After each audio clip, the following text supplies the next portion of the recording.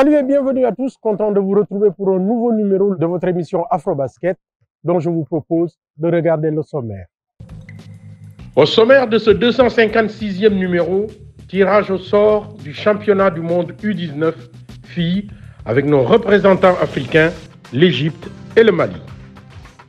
Ensuite, portrait d'Adama Sanogo, un pur produit du basketball malien et qui vient de remporter le championnat universitaire américain. Enfin, éliminatoire de l'Afrobasket féminin et de l'Afro-CAN 2023, les zones 4 et 6, c'est fait.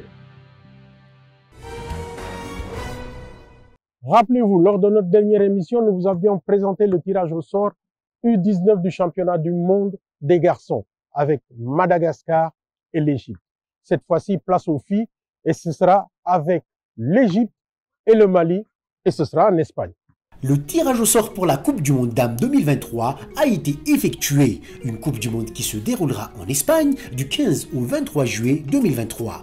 L'Afrique sera bien représentée avec les deux derniers finalistes de l'Afrobasket 2022, avec le grand champion, le Mali, et l'Égypte. Le champion d'Afrique en titre a hérité du groupe B, avec l'ogre américain, champion des Amériques 2022, l'Allemagne, 4e de Eurobasket 2022, et China Taipei, 4e de la zone Asie.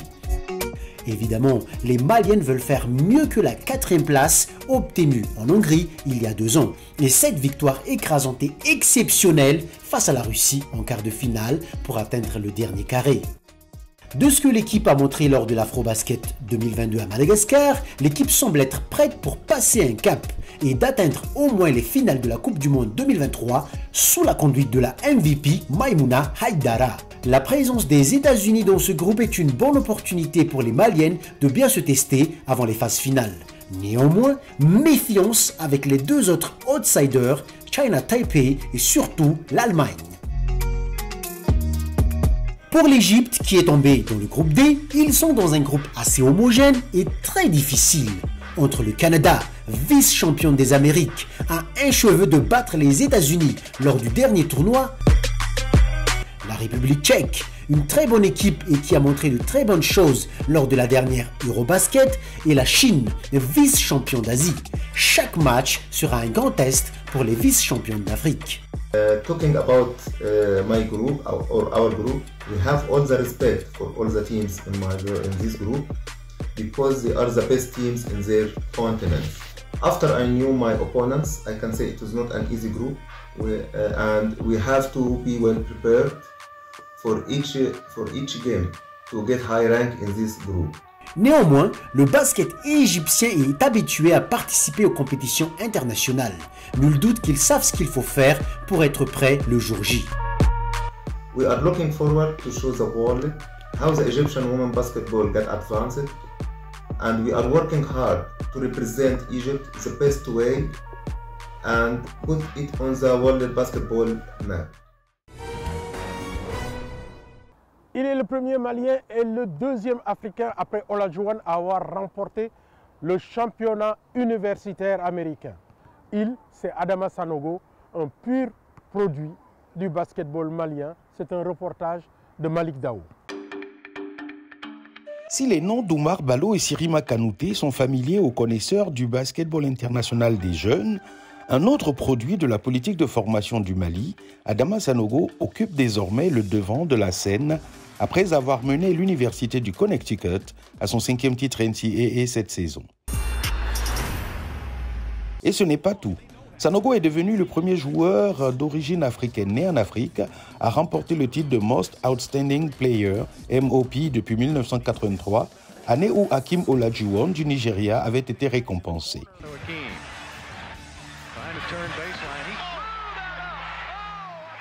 Mais à la différence d'Olajuwon, qui s'était incliné en finale cette année-là, Sanogo, lui, est champion NCAA. Les Huskies du Connecticut ont remporté le trophée avec un Sanogo à 19,7 points et 9,8 rebonds par match. Le jeune Malien a même été nommé dans l'équipe du tournoi de la NCAA 2023. Né à Bamako, Adama Sanogo n'a pas grandi avec une cuillère en or dans la bouche. de conditions sociales modestes, il a fait quelques petits boulots avant que sa rencontre en 2016 avec le coach Ibrahim Cissé, responsable du centre de formation Hirondelle Basket, ne change le cours de son destin. Ce dernier prend en main Sanogo, qui ne s'intéressait qu'au football, et commence à en faire un basketteur. Quelques mois plus tard, Cissé décide de l'incorporer dans l'équipe nationale du Mali qui préparait le championnat d'Afrique U16 à l'île Maurice. C'était en fin 2015 et voilà, c'est là-bas que tout a commencé. Voilà, il s'est entraîné et moins d'un an, c'était la présélection des U16 pour la campagne de Madagascar de l'île Maurice 2017. Et voilà, donc le centre l'a proposé parmi les jeunes. Et Dieu faisant les choses, il a été retenu. Voilà, il a donc été champion d'Afrique avec les Oumar Ballo, les Sirima Kanouté en 2017.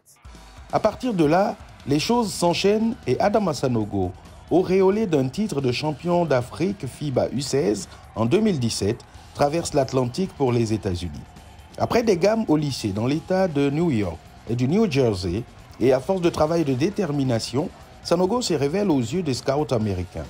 Entre-temps, il revient jouer pour le Mali en 2018 pour la Coupe du Monde U17 en Argentine. Là, tous les sceptiques constatent le potentiel énorme de ce diamant brut qui ne demandait qu'à être poli. 2 ans plus tard, il est recruté par l'Université du Connecticut avec le résultat que l'on sait. Sanogo possède aujourd'hui les clés de son avenir. Il peut rester 1 an de plus à l'université la saison prochaine s'il le souhaite ou s'inscrire dès cette année à la draft de la NBA qui a lieu le 22 juin prochain. Déjà devenu un crack dans le circuit universitaire et futur joueur en NBA, Adama Sanogo n'oublie jamais d'où il vient. Il est toujours en contact avec son pays, le Mali, et son formateur Ibrahim Cissé. Son secret vient du fait que vraiment il travaille dur et Adama est surtout modeste. Même aujourd'hui, on voit dans son jeu, il ne fait pas trop de cinéma, il marque et il reste focalisé sur ses objectifs. D'ailleurs, il n'a jamais non plus oublié ce bon samaritain qui un jour, au détour d'une rue de Bamako, fait sa connaissance et lui offre sa première paire de baskets. Et comme c'est à Houston, la ville qui a révélé à Hakeem Olajuwon qu'Adama Sanogo a été sacré, n'est-ce pas comme ça que naissent les grandes légendes?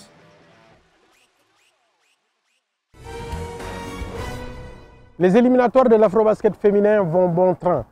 Après la zone 5 avec la qualification de l'Égypte, que s'est-il passé dans la zone 4 et la zone 6? C'est un reportage d'Antoine Bell. Du 20 au 25 mars dernier, le Cameroun était le pays hôte des qualifications zone 4 pour l'Afro-CAN 2023. Outre le Cameroun pays hôte, étaient présents le Tchad, le Gabon, la Guinée équatoriale et la République centrafricaine. Dans un format round-robin, les 5 équipes se sont rencontrées tour à tour pour l'unique ticket destiné à la zone 4 pour cette compétition continentale. Le Cameroun, le Gabon et le Tchad montrent tout de suite leurs ambitions en constituant le trio de tête grâce à leur victoire sur la RCA et la Guinée équatoriale.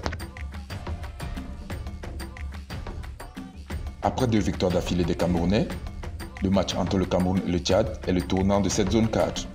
Soit le Cameroun est vainqueur et qualifié, soit il ne l'est pas et redonne espoir au Tchad et au Gabon. Les Lions du Cameroun ne tremblent pas, 82 à 74 face au Tchad, et le lendemain, 102 à 38 face à la Guinée équatoriale. 4 victoires en 4 rencontres des Camerounais qui obtiennent leur ticket pour l'Afro-CAN 2023.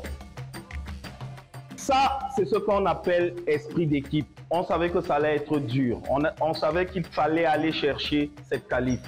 Les Tchadiens étaient venus pour jouer contre le Cameroun. Vous avez répondu, c'est votre mérite, c'est historique ce que vous avez réalisé. On est qualifié, bravo.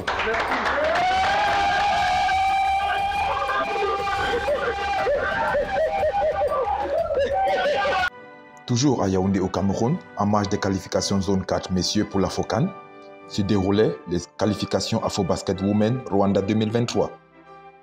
Seuls présentes le Gabon et la RDC qui se sont affrontés les 24 et 25 mars pour cette fois un ticket qualificatif pour l'Afro-Basket Dames 2023.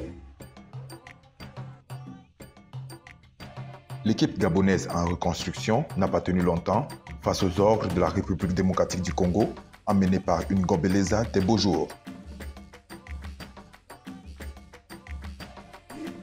Le rouleau compresseur de la RDC écrase donc littéralement cette jeune équipe du Gabon, 121-32 au premier match et 101-53 au second match.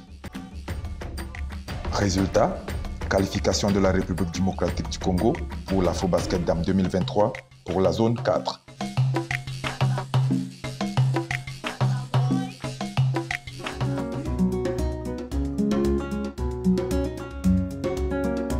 C'est dans le Bulawayo, au Zimbabwe, que se sont tenues les qualifications pour l'Afrobasket 2023 pour ce qui est de la zone 6. Se sont donc affrontés l'Angola, le Mozambique, la Zambie et le Zimbabwe du 21 au 28 février 2023. Comme à son habitude, l'Angola a déployé les gros moyens. Italie Lucas, Avelina Peso, Christina Matekit étaient de l'expédition. Au terme de la phase de groupe sans véritable suspense, le Mozambique et l'Angola se hissent en tête et rencontrent respectivement le Zimbabwe et la Zambie. La première demi-finale se solde par la victoire du Mozambique face au Zimbabwe par 95-43. Quant à la deuxième demi-finale, elle se solde par la victoire de l'Angola sur la Zambie par un score de 85-32 avec une Italie Lucas étincelante comme à son habitude. Place donc à la finale entre le Mozambique et l'Angola, deux grosses pointures du basket africain en faveur du Mozambique.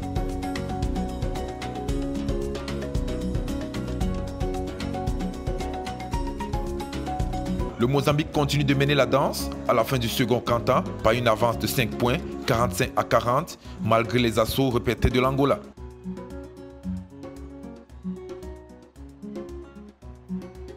L'Angola qui ne se laisse pas faire et passe devant par 1 point à la fin du troisième quart-temps, 65-64. Au finish, le Mozambique s'impose par 90-82, soit 8 points d'écart sur l'Angola et barre ainsi la route à cette très grosse pointure du basket africain qui sera probablement absent de l'Afrobasket Women 2023.